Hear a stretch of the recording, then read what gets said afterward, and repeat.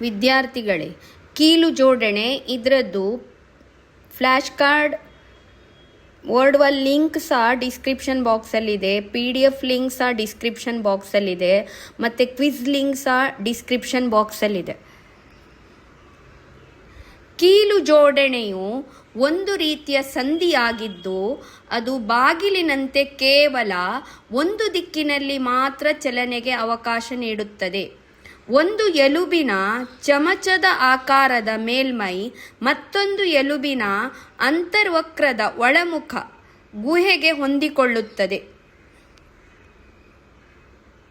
ಇದು ಕೇವಲ ಒಂದು ಸಮತಲದಲ್ಲಿ ಮುಂದೆ ಹಿಂದೆ ಚಲನೆಗೆ ಅವಕಾಶ ನೀಡುತ್ತದೆ.